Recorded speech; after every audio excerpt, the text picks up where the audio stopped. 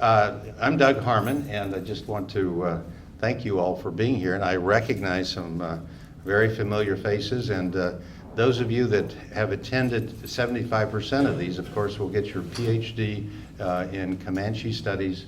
See Clara for your certificate later on after the end of all of the presentation.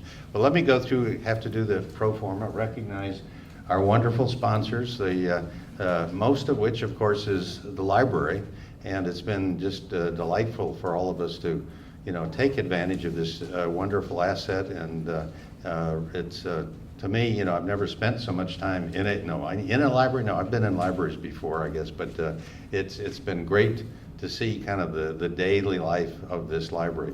The other sponsors are on the list. The Lakes Trail, one of the 10 regions of the Texas Historical Commission, really is the background, really foundation organization for this entire effort. So we really need to thank the fact that the Texas Historical Commission is there, and we need to protect it in the legislative process, because last time they almost got zeroed out of the state budget.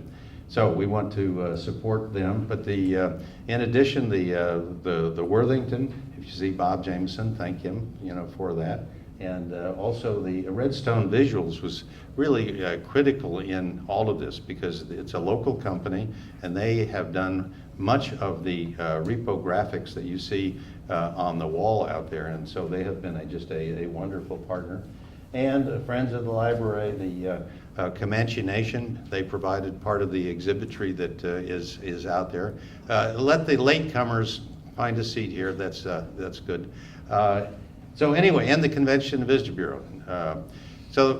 But there were three of us who really put this together, and I think many of you know Clara. She's acknowledged as the mother of the exhibit, and I guess having one mother and two fathers raises all kinds of questions. But in the world of Comanche, where you had polygamy, maybe that's kind of understandable. I don't know. But any case, we put this together, and the Lakes Trail has moved the general exhibit, which is the exhibit on that far wall out there, around to about 18 different places. So we've been really delighted with that. But today we had our second group of children coming through Imagination Celebration, another one of the sponsors. So if we seem a little weary and brain dead, it's from those kids asking all of those wonderful questions. I used the term American Indian, and in the first group, and the first young girl said, "Are you sure that's the right terminology?" I said, "Oh my goodness, I think I better do the first and second graders and not the fourth and fifth graders." But it was those kind of questions that were just so stimulating and so interesting, and it was really wonderful. The other thing that I want to, as we have gone through this, we've met some of you that are here that have really interesting either family backgrounds, perspectives as authors, and so we have learned a lot from you. One of the things that I saw this weekend, the Texas gun collectors had their meeting in the stockyards, and there was something there that was so directly relevant to tonight's presentation, and it was this. Now I know you can't read this very carefully or very well from where you're sitting. Let me tell you about it just very briefly. Sul Ross, and our author here will either verify or disagree or say this is all not true. Apparently, before going into the Peace River camp, said at some point to the troopers, the soldiers, the volunteers, the rangers there, that he would give this gun, an 1851 Colt revolver, to the first person who took the first Indian scalp. And on this gun, and I guess a Captain Gray is the last name, was the one that did that. Now, and this gun, which has survived through these many years, is engraved to Gray for taking, in fact, on the butt of it, and I'll have this at the end if you want to take a look at it, for first scalp. Now, to me, it's really something to think about that. I know that there is, great discussion and always will be about the brutality that took place by Comanches, but also by the settlers. And this gun, to me, is just such a dramatic kind of representation of what was going on, during that era. There's a private owner of this gun, and he's from San Antonio, and he had a big write-up, did a lot of kind of research on it, and bought it at an auction. But still, here is another artifact. Well, now we have a speaker tonight. I wouldn't call him an artifact, but he is a really wonderful contributor to our knowledge about things. And Clara is going to introduce him because she knows him like nobody knows. I mean, she has worked with him on research and photographs, and she knows him, and she knew him when his beard was actually dark, like in the picture. Clara. Many moons ago. We're not mentioning moons, Rick. Well, it's a real pleasure to introduce Rick tonight. His accolades are so many I can't even begin to tell you, but he currently is teaching at Weatherford College, and through the years I've known him for about 14 years now. He's been my mentor, and a tough one, let me tell you. I've won, I think, in all the arguments, I've won at least one, and I won't mention who that was about, but it's a number of Indian, called Cherokee around here. But it's a real pleasure to introduce Rick. As I said, he's been my mentor. I've seen him, you can see the number of books that he's written when you come in the room. I don't know where he gets all that, but he does. And so if you get a chance to stop and look at his books, please do. I think most people know about Hell's Half Acre. It's considered the expert opinion about what Hell's Half Acre was like. I'm not going to spend too much more time in introducing him, but we started working together on a number of things, especially Quanah and Cynthia Ann. And we've had pictures and arguments and dissertations, and it's all come away with learning and knowing more about what happened at the Battle of the Pease River. And so he'll be telling you all about this wonderful young man that is sort of forgotten in history, but thanks to Rick and his research, Pease will now be known, hopefully, to everyone. Rick Selcer.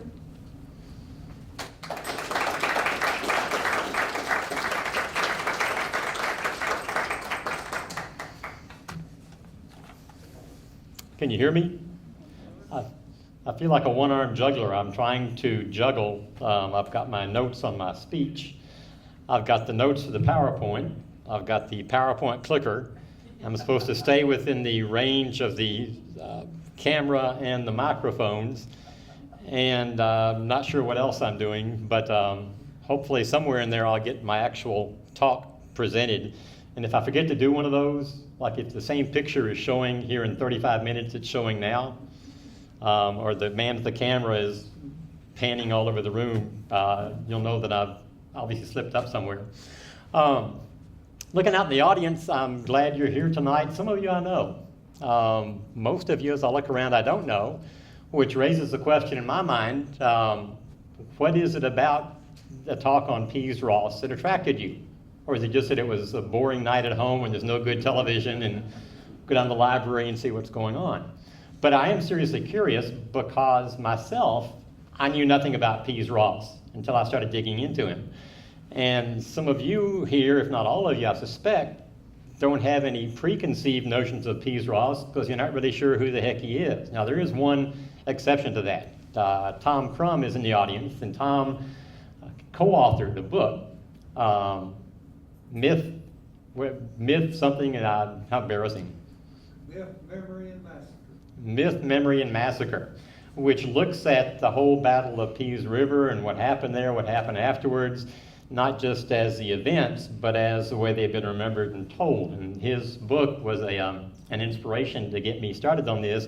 And it's also part of a current approach of history. In history today, we, being historians, don't just look at the events.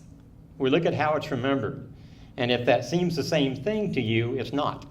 Just remember your family stories. You know how different people in your family remember stories different ways, and sometimes they argue about it. Historians do the same thing. So after forever of writing history, today we look at the way it's remembered also. So, How many of you, was anybody here a few weeks ago when Meg Hacker spoke back in September? Okay. If you were here when Meg spoke, then you heard her say, more or less, I'm paraphrasing, that we don't know very much about Pease Ross. And she put the picture up on the screen, but said we don't really know anything about him, which isn't the entire story or truth. There's actually a surprising amount of material on Pease Ross. And you're still going, well, who the heck is he? But it's scattered, and you've got to really dig to find it. And then you get into the memory thing, which is some of the memories of Pease Ross were not recorded until decades and decades and decades later. And you know how we all remember how much better looking we were and smarter we were when we were young and back in school, and we remember it a lot differently, so you've got that. Plus you've got to look at the people who remember it. So as we delve into Pease Ross, kind of keep in mind, it's not just the stories of the event, it's also the memory. It all begins, this whole thing, you know the story of Cynthia Ann because you've already been hearing a lot about her. This whole thing is about Cynthia Ann. You know about Quanah and the name Sul Ross. Cynthia Ann's a legend herself in Texas history. This whole series of speeches, talks, confirms that. Sul Ross is a legend in a different way in Texas history. And Sul Ross and Cynthia and their legends all sort of come together. The beginning of the story is on the Pease River, because the Pease River, which is a tributary up in North Texas of the Red River, is where it all started.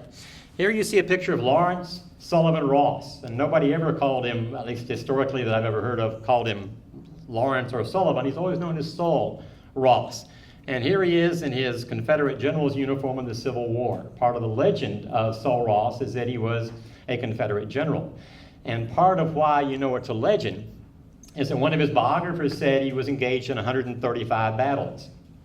And this is not counting the fact that Ross was wounded at least twice.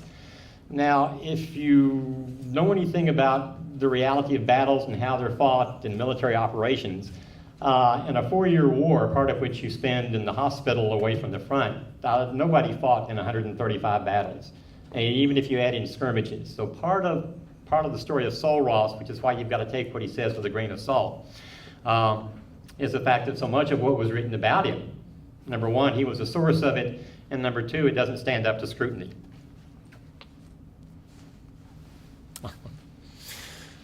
It all starts on December 19th, 1860, with the Battle of the Pease River. This brings all the principals together. A group of U.S. 2nd Cavalry and Texas Rangers, led by Sul Ross, attacked a band of Indians up on the Pease River. And again, the Pease River is up in North Texas. And can you hear me when I walk over here? Okay, good. They were partly defending a line of forts.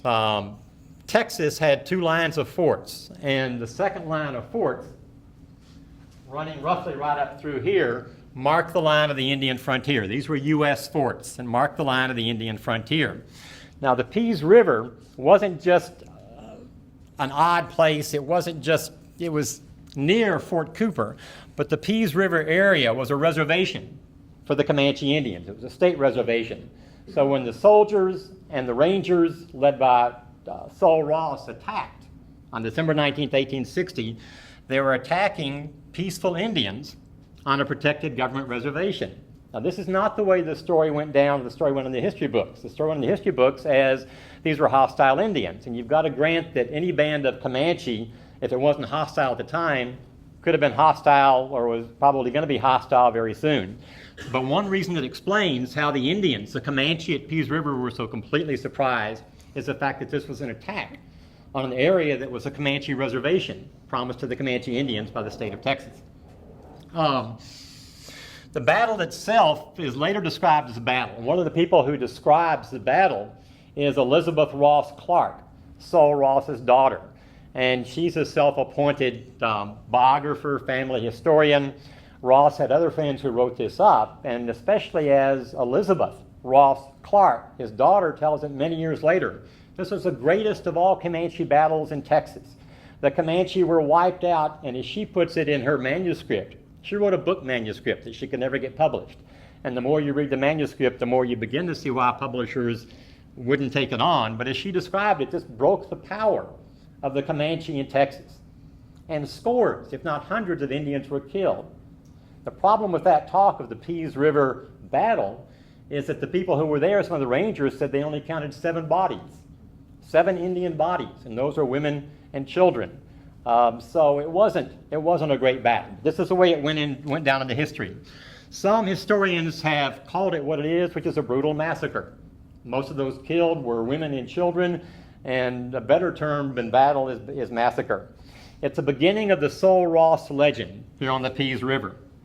Sul Ross, according to the legend, wiped out a nest of savages, liberated poor Cynthia Ann Parker, killed the fierce chief Peter Nakona in hand-to-hand combat, no less, which is not bad for a day's work. That's the beginning of the legend. 3 captives were taken that day, or 3 prisoners or 3 people were taken that day. Cynthia Ann Parker and her 2-year-old or about 2-year-old daughter, Topsana, known also as Prairie Flower. And you've already heard talks about her and are aware of her. The 3rd person taken that day was a small Indian boy, a Comanche Indian boy about 10 years old. Various rangers who were present that day, and also Charles Goodnight. And you know the name Goodnight from becoming the legendary cattleman later. Charles Goodnight was a scout for the battle, for the troopers that day. Various rangers who wrote later, and also Charles Goodnight, would all confirm the capture of a young Comanche boy. There's no doubt about it, although the details will vary. The doubts or the questions are in the details. Was he hiding in the grass and he was chased out of the grass? One of the rangers said that this young boy was just sitting in the dirt playing with a bowstring. Some of the reports say that as soon as the troopers surrounded him, he broke down crying, which even for a 10-year-old is very un-Comanche-like. Now, if I was a 10-year-old and they surrounded me, I'd have been blubbering the whole time. But for a Comanche lad, this is very un-Comanche-like. So we don't know much about it other than the fact that he was captured there and seems to have been passed on from one ranger to another. The ranger who originally seems to have grabbed him decided he didn't want the boy and didn't want to kill him, and so went off continuing the battle, which I still think was basically chasing down women and children and killing them off. A second soldier there that day, December 19th, 1860, also claimed the boy, and I'll tell you in a minute why, and decided he didn't want him. So perhaps third on the match was Sul Ross. And Sul Ross would lay claim to the boy, and as Ross told it later to his biographers and chroniclers, he pulled the boy up on the horse behind him and kept him. Now, what do I mean when I say he claimed him? The boy, and he doesn't have a name at this point, he's got a Comanche name, but these soldiers don't know what it is. The boy is a trophy. He's a trophy of war. And when the rangers and the soldiers talked about they captured so many horses and so many lances and buffalo robes and some buffalo horns and other things, this Comanche boy was also a trophy.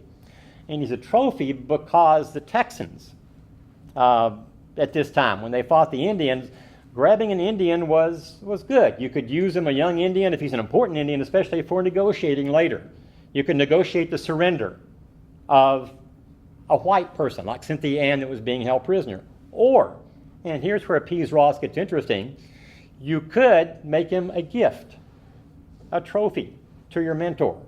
And this indeed is what Sul Ross apparently tried to do. He decided to give this young Comanche boy to Sam Houston. Sam Houston was governor of Texas at this time. He was also a mentor of Sul Ross. And an important man like Sam Houston would have, apparently Sul Ross thought, loved to have a Comanche pet. And that's my choice of terms. But the record tells us that Governor Houston didn't need a lad, boy, pet of any kind, so he turned him down, and so Sul Ross winds up taking him home. See, I told you I'd forget about this. When they left the Battle of Pease River, the soldiers and their 3 liberated people, captives, whatever you want to call it, came back to Camp Cooper, which wasn't that far away. So Camp Cooper, from the battle, and there's the battle site up there. Camp Cooper, a little bit of a ride. And it's at Camp Cooper, as you know, I think was gone over in a previous speech, that Cynthia Ann is absolutely finally identified by her family, and therefore knowing who she is, and she's off to Birdville with the family. This is a modern photograph of what the area looks like around the Pease River. It's a beautiful area. Now, I'm not saying that this is right where the battle took place. What I'm saying is this is what it looks like today, and there's not that much difference in certain parts up around that area of what it looked like back then. So if you imagine this area back in 1860 in December, which would probably had maybe even more brown and less whatever, maybe even some ice in the water, I don't know, but that was what it would have looked like back then. And this is a dedication ceremony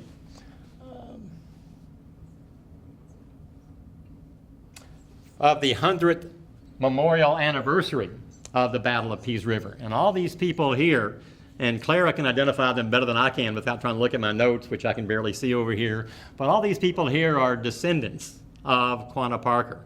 And they are here. This is the monument dedicated to centennial commemoration of the anniversary of the 100th anniversary of the Battle of Pease River, which in making the slide, I called it the massacre at Pease River. And again, descendants of Quanah and Cynthia Ann are there.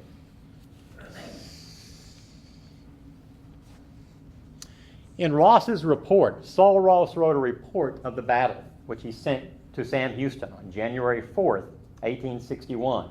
In the report, Ross says that among the captives, among the trophies they took at the battle, was the son of a chief. This boy was, as far as anybody else has known, ever seen, ever said, ever come up with any record, was not the son of a chief. I think this is an example of Sul Ross hyperbole. And if you look at Sul Ross's career, there's a lot of hyperbole in Sul Ross's career, especially when he's running for office. When he writes up this story again later, and this is again January 4th, 1861, when he writes it up and says he captured the son of a chief. Years later, he gives a interview to the Galveston News in which the chief angle completely disappears. He's simply a Comanche boy. So for whatever reason, he's no longer a chief. Of course, it could also be that after living with Sul Ross for 10 years, as in this boy living with him, that Sul Ross realized that he didn't have a chief, or even the son of a chief. Ross brings the boy, and again I keep calling him the boy, brings the Comanche boy home to his father's homestead. His father was Shapley P. Ross, and he brings it home to Shapley P. Ross's estate, because at this time, young Sul Ross is living on the homestead, the ranch, the property of his father, Shapley P. Ross. And he brings the kid with him home with him to Waco, near Waco, and introduces him, I guess. It's about at this point that Ross names the boy. He names him Pease. Now, what was the boy's real name? Either there was nobody speaking Comanche that they checked with, or they didn't really care. And again, if you see the boy as a trophy, then he's whatever the man who won the trophy names him. He named him Pease Ross, either after the river where it took place, or, according to Elizabeth Ross Clarke, writing many, many years later, he named the boy for former Governor Pease Ross. Former Governor Elisha Pease. Elisha Pease was governor of Texas the first time, 1857 to 1859. And apparently the Ross family and Elisha Pease were well known, were good friends. And Pease would be governor again during the Civil War. Now, was he named after the river or after the governor? Don't know. Pease's place in the household is something else. This is a picture, and again, I think you've probably already seen this in another presentation. These are the two known pictures of Cynthia Ann Parker. This one, which you can label the bare-breasted or the feeding the baby picture, whatever you want to call it, was taken probably in December. It says 1861 there, but December 1860, probably when they were coming home from the battle. Probably in Fort Worth. As you can see by simply looking at this woman, this is not a happy person. And she doesn't look happy, and if somebody captured you and dragged you away and put you in front of a camera, and everybody was, the account told is all the people gathered around in the store, you wouldn't be happy either. The other picture of Cynthia Ann, which I want you to focus on, is the one taken later, February of 1861, a tintype, which is a particular type of photograph, taken in Austin. Austin, Texas, by an Austin photographer. And I want you to keep that in mind, not just begin because she doesn't look like a happy camper, but this image is identified with the image of Pease Ross that we have. The other thing I've noticed about her, if you look at this picture long enough, Cynthia Ann Parker could have played basketball in the NBA. Why? Look at the size of those hands. If that woman couldn't have palmed a basketball, nobody ever could. And what's interesting about it to me, and Claire and I have discussed this, is that one of the things that identifies Quanah Parker is those very large hands. And I think you can see family right all the way through there. Nothing to do with Pease Ross right now, but stay tuned, stay tuned. Pease, the boy's place in the home, is interesting. He joined what I call a group of other strays in the Ross home picked up by the family. Shapely Ross, the father, and Sul Ross seem to have a habit for collecting strays. In 1858, Sul Ross in the Battle of Wichita, up in the Oklahoma Territory, had liberated a young girl who was about 10 years old. And this young girl's liberated, brought her home, named her Lizzie, after his fiancee, Lizzie Tinsley. And so there's a girl who's by now about 12 to 13, 14 years old, living at the same homestead, the Shapely Ross homestead. There's also a young Mexican boy named Pablo, who was about 14 to 16 years old, who was liberated, grabbed, captured from the Comanche by Sul Ross's father, Shapely. So Pease Ross is going to become it's like collecting stray puppies, I think, and becomes one of those at home. Pease's status is not exactly defined. Was he a slave? Was he a servant? What exactly was he? Sul Ross's biographers and the writers who write from Ross's daughter's manuscript and who write from Ross's biographers use the word ward to describe him, that he was a ward of Sul Ross. It's a very vague, ambiguous term. What exactly did it mean to be a ward? He certainly wasn't a foster child. The young girl, Lizzie, that I just mentioned, Lizzie, I think, indeed would bear the title, if not the legal status, of being a foster child. She was raised by the Ross family. They treated her right. The records say they educated her and basically, quote, unquote, adopted her into the family. And in 1870, little girl goes to California with Sul Ross's sister and his mother. And in California, young Lizzie will marry a California man and stay in California. Lizzie, I think, could be called a foster child. Pease, it doesn't fit. Ward is too vague. Slave, he wasn't treated as a slave, so you couldn't call him a slave. Servant, maybe. The only thing that really seems to describe him is stable boy. And that's because the descriptions say that he took care of Sul Ross's horses. Now, there was an older black man who'd been a slave of Shapely Ross who also helped take care of the Ross horses. His name was Armistead, or as Elizabeth Ross Clarke will call him later, Old Armistead. Now, Old Armistead was a black man who'd been a member of the family for decades, 25, 30 years. Old Armistead slept in the barn and looked after the horses. And the reports say that Pease, the young Comanche boy, helped take care of the horses. So it's a logical conclusion to assume perhaps he slept in the barn. What's the difference between a stable boy and a ward? Between a stable boy and a ward and a foster child? All that's hard to say from the limited evidence we have. According to Sul Ross's biographers, and you've got two, and just stay with me a minute while I digress again in a number of digressions. Victor M. Rose, in 1880, right before Ross is running for the state legislature, will do a book called Ross's Texas Brigade, which is supposedly about the unit that Ross led in the Civil War. But it's really more about Sul Ross, and it's what a number of people, and myself agreeing, would really call a campaign biography. A campaign biography. In 1886, when Ross is gearing up to run for governor of Texas, which he'll win in 1887, James T. DeShields, a Texas author, will write a book about Cynthia Ann and her capture. Only the book, to me, seems to be as much about Sul Ross as it is about Cynthia Ann Parker and her capture. So Victor Rose in 1881 and James T. DeShields in 1886 qualify on almost any account you want to say, being biographers. And Rose and DeShields will say, and they agree on many things, partly because both of them got their story mostly from Sul Ross, but they will say that during his early years that Sul Ross gave the boy Pease the opportunity to go, or as Victor Rose said, gave him permission to go. And they counted very strong that the boy chose to stay with Sul Ross rather than go back to his own people. Now I ask you something.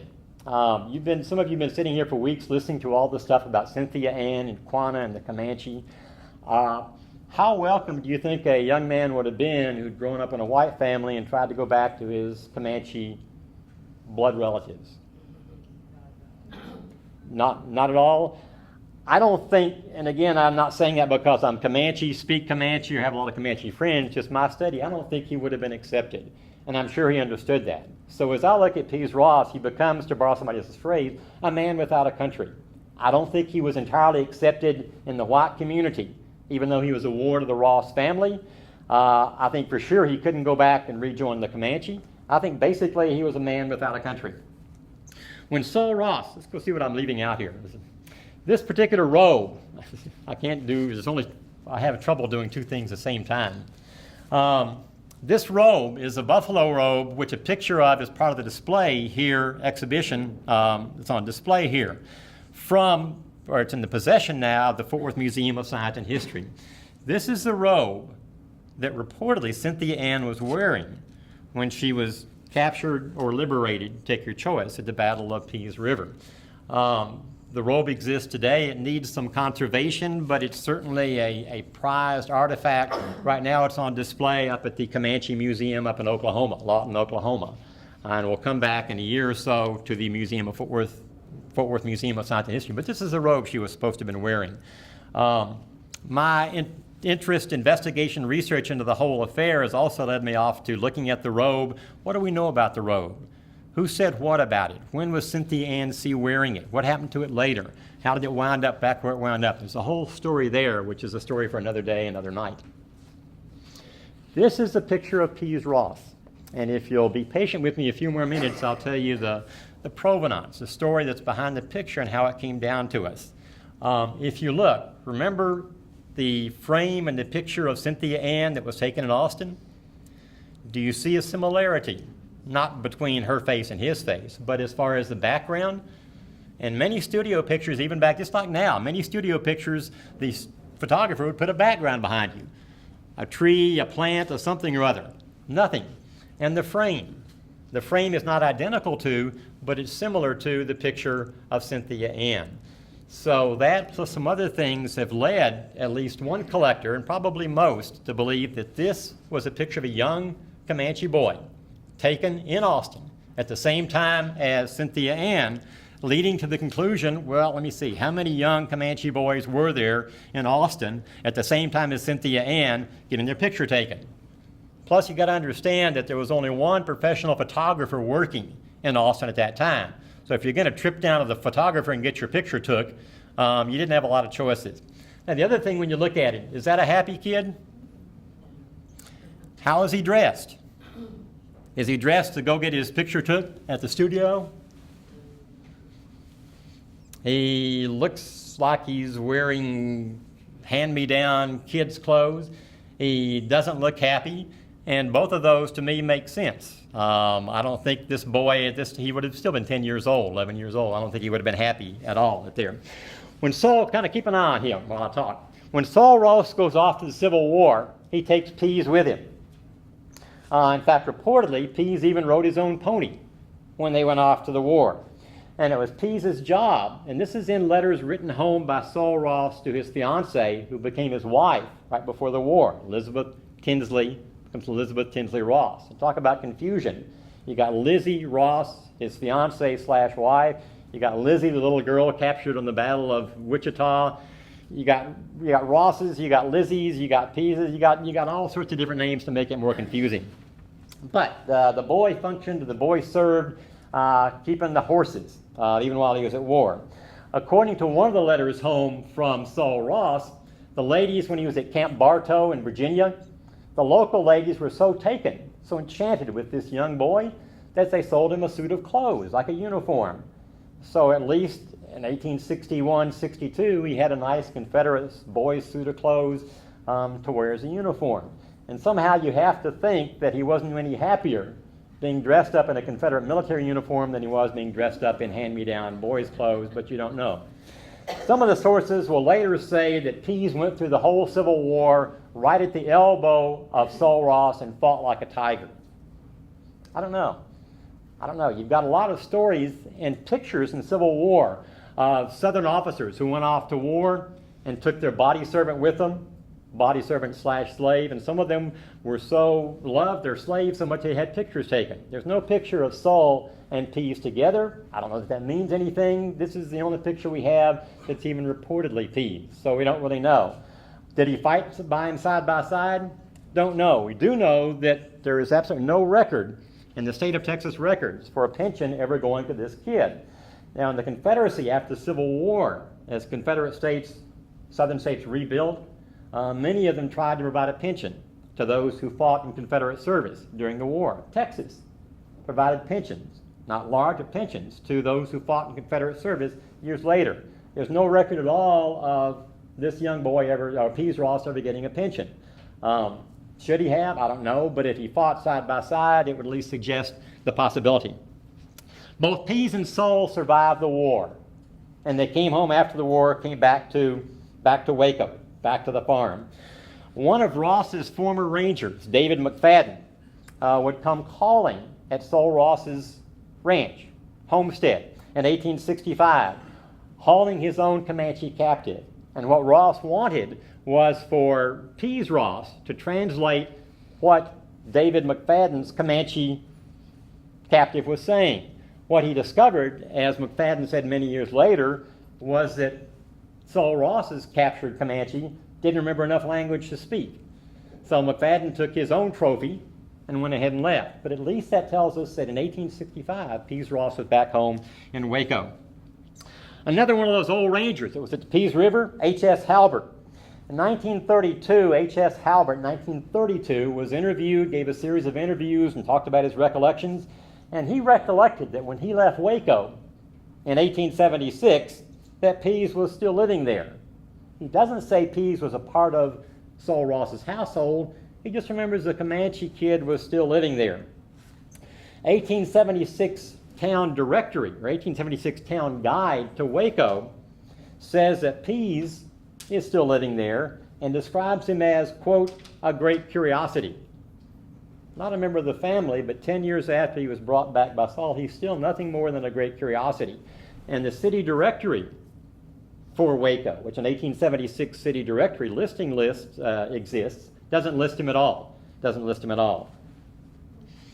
In 1881, one of the very last records we have of Pease Ross, a Waco newspaper, a small item in 1881 will report that Pease was drinking too much, got into a fight with a Mexican organ grinder, and that the marshal jailed him for his own protection.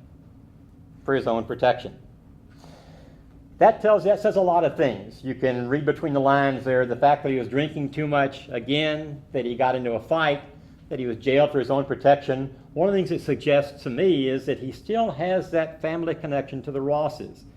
I submit that any other Comanche getting drunken in a fight would have been tossed under the jail or run out of town.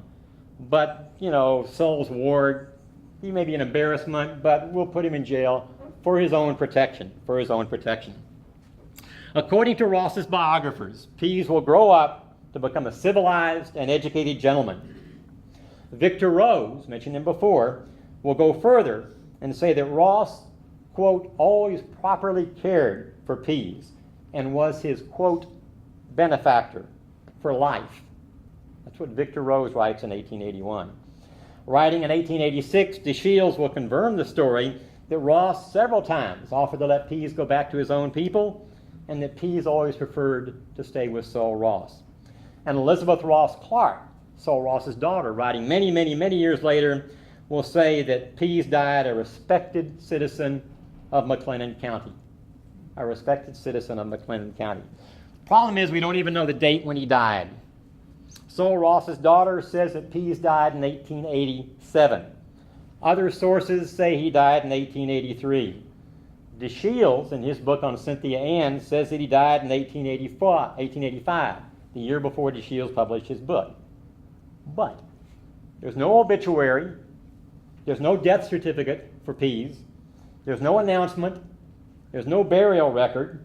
He died apparently a phantom. And if you think, well, if he's a Comanche, even if he's a grown Comanche, they might not have wanted to write him up. The obituaries, the death announcements in the paper for Waco in the 1880s, they cover slaves. Armistead, when Armistead dies, excuse me, he gets a big write-up. They cover slaves, ex-slaves who die and are buried.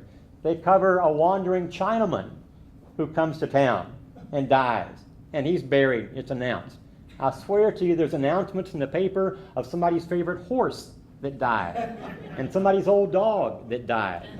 So I submit to you that if Pease had been in town and died, somebody, somewhere would surely have written up either a death announcement, a death certificate, a newspaper announcement, something. Nothing. We don't know any of that. Now that would be the end of the story, except for the fact that another part of the McLennan County community adopted Pease Ross. And I'm looking around, I was hoping that members of the Manning family, which still live in Waco, would have come up today. They didn't. So let me present to you what I think really makes the story a spin on it. The black community of Waco, or actually McLennan County, were descended from freed slaves. And they stayed after the Civil War, they formed their own community, and it was flourishing as much as any small black rural Texas community was in the 1870s. The family of William Buck Manning was a patriarch of the black community. William Buck Manning. William Manning had come to the area with Neil McLennan in 1863. Neil McLennan is the name that goes on McLennan County because Neil McLennan is the man that settled the area. And Buck Manning was his slave, although most sources don't use the name Buck because it's offensive. They refer to him as William Manning. But in the old literature, it calls him Buck Manning. After emancipation, Buck Manning becomes a respected patriarch of the black community. And he has a daughter named Texana. Family lore, meaning Manning family lore, says that Pease was intrigued, quote unquote, intrigued by the beautiful Texana, and that he courted and won her.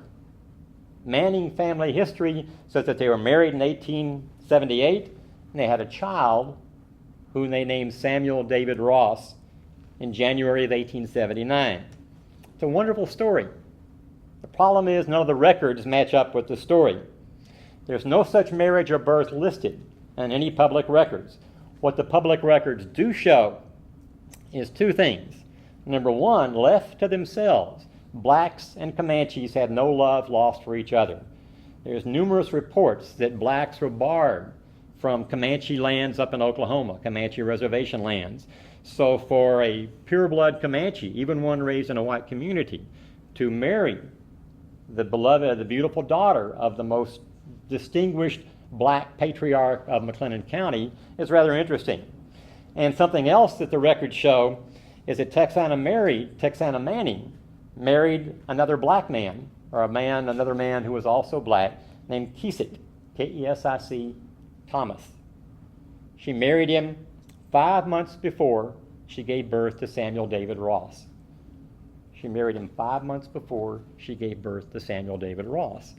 And you can turn that over and twist it and look at it a lot of ways, but the the simplest way to put it together is not a marriage between Pease and Texana, but whatever you want to call it, a coupling.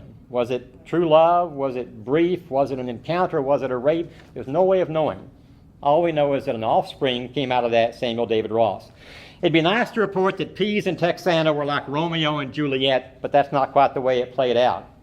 Texana and her husband, Kesic Thomas, lived together until soon after 1900, They had 8 children. And Samuel David Ross continued to live with them until at least 1900. Sometime around 1906, Texana, Keesick Thomas died, and Texana moved to Oklahoma and remarried.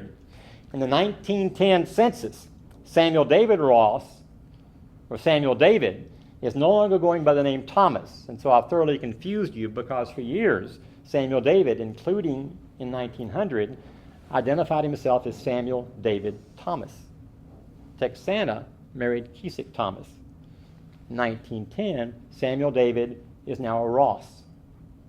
Not a Thomas, but he's a Ross. His father is dead, his mother has moved up to Oklahoma, and this is how he will go, his name, Samuel David Ross, the rest of his life. What's curious is that Samuel David Ross will list his father, not as Pease Ross, but as Willie Ross. And when I look at that, what it makes me think is that, can you imagine that maybe after years and years of wearing a name bestowed on him by a white captive who grabbed him and said, I'm going to call you Pease, boy, or something like that, that at some point the boy known as Pease grew up and got damn tired of wearing that name and picked his own name. Now, the days before government documents and Social Security and all that kind of stuff, in the West, anybody named themselves whatever they wanted to, and that was how they were remembered. And that's sort of what I think happened to him. The picture becomes murkier of what happened to Pease Ross, because Pease Ross basically drops out of the picture sometime in the 1880s, and the focus shifts to Samuel David.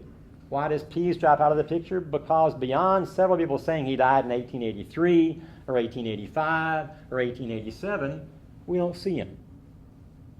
Now, he could have gone off to the west and gotten lost living by himself.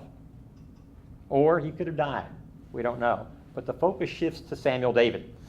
The picture of this whole Pease Ross thing becomes murkier around 1990. A collector named Lawrence Jones III will sell his collection of rare and valuable Texas images, photographs, tintypes, to SMU Library. And one of those images is this tintype of Sul Ross. Also in the collection that Lawrence Jones III sells to SMU's DeGolyer Library is the photograph I showed you before of Cynthia Ann Parker. And again, when you hold them like that, there's some similarities too. On the back of this picture, because Lawrence Jones will write an essay in the Southwestern Historical Quarterly explaining who this boy is and what he was able to research and find out about him. One of the things that Mr. Jones says on the back of the picture is a typed explanation saying this is Pease Ross, captured by Sul Ross at the river or whatever. It's not original 1860. You know that because what? It's typed. There were no typewriters. Nobody typed anything. So at some point later on, somebody wrote out this explanation, typed it, and attached it to the back of the picture. It's what's in the business known as provenance. If you buy something valuable, an artwork, a photograph, you darn well want to know where it came from. And the provenance is that fancy word that tells you where it came from. This is about the only provenance that we have. Mr. Jones can provide the provenance for where he got the picture and who the person he got it from, where they got it from, but it's really hard. There is no what's on the top shows they call a chain of evidence that's unbroken. Anyway, meanwhile, finishing the story, Pease Ross's story has been incorporated into Waco and McLennan County history, thanks to modern authoritative works like the Historic McLennan County, published in 2010, and the Handbook of Waco and McLennan County, published in 1975. Both of those authoritative sources will perpetuate the legend created by Sul Ross and Victor Rose and James T. DeShields.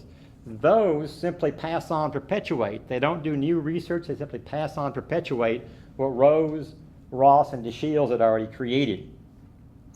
Two things we can say about Pease Ross, I think, at the end of the day. One is that in many ways, and this kind of ties together where this whole thing started weeks ago with Cynthia Ann, Pease Ross's story is a mirror image of Cynthia Ann Parker's. Both of their peoples, the Comanche and the whites, regularly grabbed each other's children and adopted them into their societies, willingly or otherwise. The return trip never worked out well. You know how Cynthia Ann died, very, very miserable, very unhappy, very miserable, not willingly reunited with her white family. Cynthia Ann's brother John, who was also captured in 1836 the same time she was, will be adopted into the Comanche tribe, become a warrior, ride on Comanche raids, marry a Mexican woman who was also captured by the Comanche, and will be miserable and an outcast the rest of his life. That's John. He lives much longer than Cynthia Ann. So these stories never come out well, and neither side was pure on that. The other thing that we can draw from this, if a story is repeated often enough by enough different people, it enters the canon. The canon says that Sul Ross is a great Texan, a war hero, an Indian fighter, two-time governor, first president of Texas A&M University, a great man, a great Texan. Rose and DeShields helped burnish that legend. And every part of that legend is unassailable, because when you create a legend, if you start chipping away parts of it, then it does what? It calls the whole legend into question. So Pease Ross, the beloved ward who turned his back on the Comanche to live with him, Lizzie Ross, the young girl which the census called her Indian. Sul Ross always said she was white, raised in the family as almost a member of the family. Lizzie Ross, Pease Ross, Sul Ross, it's all part of the same legend. Sul Ross becomes like Davy Crockett. True blue Texans will never believe that Crockett didn't die heroically at the Alamo. It's heresy to suggest otherwise. And for true blue Texans, Sul Ross is everything he ever said he was, including winning 135 battles. Now, as I was going through that, all the stuff I realized that I had left out. That's Governor Sam Houston. This will take about 30 seconds. Oops. This is Governor Sam Houston, taken shortly before he died in 1863. So sort of what Houston would have looked like about 1861 when Ross would have met up with him and offered to give him his Comanche trophy. He doesn't look like a man who needs any trophies, and in 1861 he's got more problems than he can say grace over, trying to deal with secession and the coming Civil War. This is Waco, what it would have looked like back looking south over the river. Waco, what it would have looked like back in whatever date we got, about 1873. So give or take a few years of when Ross would have come back after the war and Pease Ross would have grown up in this town. This is what it looked like in 1912. Still very much a rural, small Texas town built around agriculture, cotton especially. These are freedmen working, and I put in there originally when I was going to do an actual slide talk as opposed to talking and then running through slides, but I put in there originally that these people are probably what Pease Ross would have lived with. Sleeping in the stables, having union of some sort or other with Texana Manning. He would have wound up closer to the freedmen, the former slaves, than he would have been, I think, to the white Ross family. This is Lizzie Ross, not the fiancee wife of Sul Ross, but Lizzie Ross, the girl.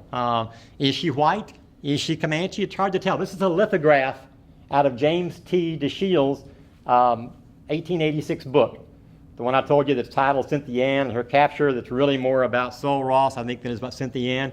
But this is Lizzie Ross, the girl captured in 1858, who went to California, married Anglo in California and died there. This is Sul Ross in his later years, a very distinguished man. He dies in 1898.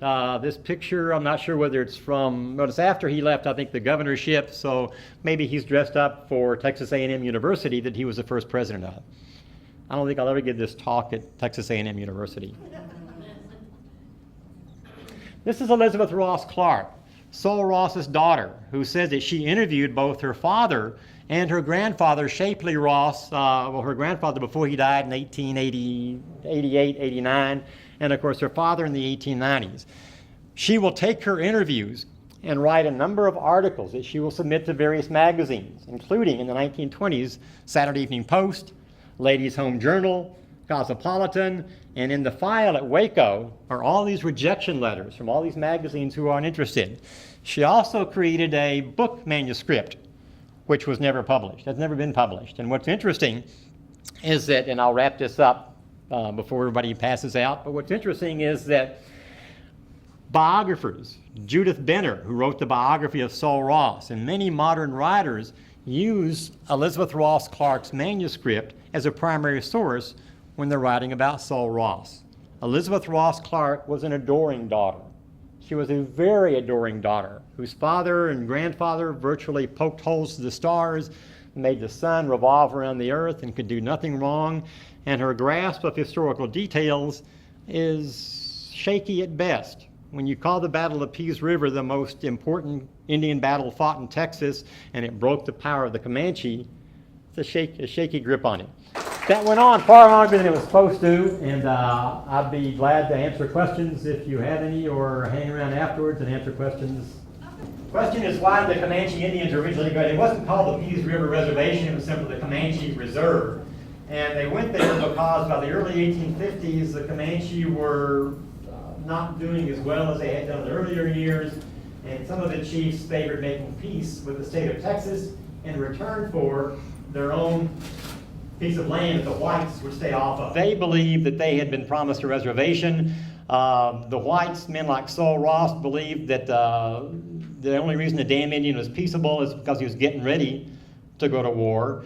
And the fact that there were no warriors on the Pease River, or very, very few, not more than 2 or 3 that the battle talks about, suggests that the rest of them were off, the men, somewhere else. Was it a hunting party? Was it a raiding party? I doubt in December if they were off on a raiding party. But the short answer to the question is the Comanche became convinced that they would do better at least in 1855, I believe, and I'm not sure about the date, that they would take the offer of a reserve land in Texas. The question is, why would the Rangers and the 2nd U.S. Cavalry, basically led by Sul Ross, have gone up on the Pease River and attacked? Because whatever state the Indians were in, Comanche peaceful or warlike, it was still very obvious and clear that they still held a number of white captives. And they didn't count on, let's go up the Pease River and liberate Cynthia Ann, but they could pretty much be guaranteed of any significant or large-sized Indian encampment that they found would have white captives, and probably also Mexican captives, although they didn't really care about liberating those. The other story is that if you're a soldier, the best time to hit your enemy is what? When he's weak, when he's in camp, when he's not expecting you. And certainly the Comanche on the Pease River weren't expecting a hit. The man, again, who scouted and led the troop, who actually found the Comanche on the Pease River and went and told the soldiers, was Charles Goodnight. I just, my own feeling, I think I think Ross, the Rangers, and the cavalry saw a chance to reduce the Comanche population of Texas by a significant number, and it was merely a minor inconvenience that the stupid legislature had some idea that these Indians actually owned this land, which of course they didn't, because as far as the whites were concerned, Indians didn't own any land. Any other question? Yes, ma'am. Yeah. Oh. I just wondered. Yo. Yeah. Goodnight. Was he a Texan, and you know about how old he was when he was a scout? I don't know that much about Charles Goodnight. Somebody else in the audience may know more. This is in his youthful years and when he was working as a scout before he became this legendary cattleman with 1 million square acres and a gazillion buffalo up in the Panhandle. But from the interviews that he gave many, many years later, he was knocking about, working however he could get a job. A little scouting, a little buffalo hunting, a little cattle driving. In this particular case, they needed a scout, and Goodnight was there. In fact, the November 1 session will be focusing on this also. Come back in November and hear the Charles Goodnight speech. Yes, ma'am. Okay, my understanding is that Sam Houston was always a champion of the Indians in Texas. Okay, but what actually happened when Throckmorton was governor and was just so ungodly, cruel to the Indians? I mean, did he take the reservations away? Because, I mean, what happened? You've got me as far as a comprehensive knowledge of either Houston or Throckmorton. Houston was known as a well, by his critics, as an Indian lover, an Indian sympathizer, that he believed if you treat them right, you won't have to be constantly fighting and killing and the whole thing. He'd done that for years, going clear back to Tennessee. When he was governor, he tried to convince that. There was a skeptical audience. Throckmorton was more of a typical Southern Anglo whatever, which is the only good Indian. I don't know that he said that, as a dead Indian. So Houston was in many ways considered an oddball and eccentric. He was beloved because he led us to independence, but at the same time, the man was a damn unionist. He opposed secession. He was friends with the Indians. I mean, what's wrong with the guy? But as far as details on the relationship with Throckmorton or why Throckmorton did that, I'm not sure. One of the things I didn't get into in detail because I overtalked even without that was that Sul Ross was considered by his Rangers to be an Indian lover. Sul Ross's grandfather was captured by the Cherokee back in Virginia 2 generations earlier and lived among the Cherokee for years and eventually came back to the Ross family. His father, Shapley Ross, was an Indian agent for Texan and known as one who was sympathetic. Ross, within the bounds of his time and place, was an Indian sympathizer, not an Indian lover. So you say, well, why did you just say he went up to kill him? I didn't say he was a modern liberal. I just said for his time, he was a man who was willing to work with the peaceful Indians, use them as scouts against the Comanche, and even grab a Comanche kid and take him home to be a ward, a stable boy. Okay, two Gayla was waiting. Yeah, I know it. Yeah, she's getting a guess. 2 real quick ones. Where did Lawrence Jones get all of the items that he sold to the Begoyer? Lawrence Jones, and I have to go back and look at my notes, which would take more minutes, but he bought them from another collector. Actually, Ron Tyler is here tonight, and Ron knows Lawrence Jones personally and more about it probably than I do, but Lawrence Jones bought the collection from a Dallas collector who'd bought them from a West Texas family that reportedly could be traced back to Austin, mid-19th century, whatever. Now, I'm not saying Lawrence Jones never said that you can trace a chain of evidence down through the Ross family, but Lawrence Jones had a provenance that convinced the DeGollier Library and SMU to pay a very nice sum of money for this collection. And libraries don't buy collections unless they have some faith that the provenance is authentic.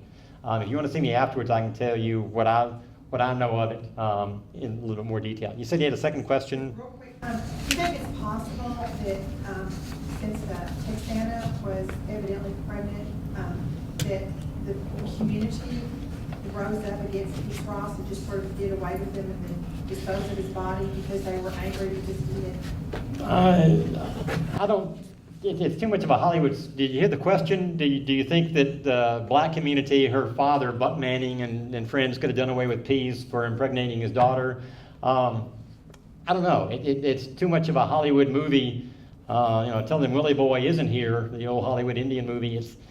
I don't know. I could see where it would have been a really awkward moment, and I could see where marrying her off to Kissick Thomas would solve a lot of problems, although it wouldn't, if you do the math on the month, it wouldn't solve it. That's in 1878, 1879. Pease is around, and he's recorded as being drunk and fighting in at least 1881. So if they wanted to take revenge, they waited 2 years, which would have meant nothing. I don't know. I really think that it was an out-of-wedlock Samuel David birth. But I think if we had members of the Manning family here tonight, which I invited, I know from talking to them personally that that is not the way the story has come down to them in their family history. And when you start questioning people's family history, you start rattling foundations and people get really upset. So my research doesn't mean that that's what they accept in any way, shape, or form. But I think if you look at the records, the marriage records and the census records, to me it's pretty clear. Pease Ross and Texana Manning, the relationship they had, the brevity, and where Samuel David came from. Because of the time element, and some people need to go, want to go, whatever, I'll hang around as you stampede out. I'd love for you to buy a book. If you want to stay and talk and ask more questions, I'd be happy to do that. That's what I meant. That's what I meant. I tell you, if any of you would like to have the biography of your family kind of analyzed in close scrutiny. This is the man to do it. Let's have a little applause for Rick Selcer. And also, we'll be taking the Peace River at the next session, November 1. We have one of the authors here, and it's a very, as you know, we're just sort of opening up, whether you call it a can of worms, some interesting history, but Texas history that is just really very fascinating. So November 1's the next one, and there's other sessions. So anyway, thank you all for being here, and thank Rick. And also, we're filming all of this, so we're going to have a wonderful product at the end of all this. So thank you for being here this evening. Thank you.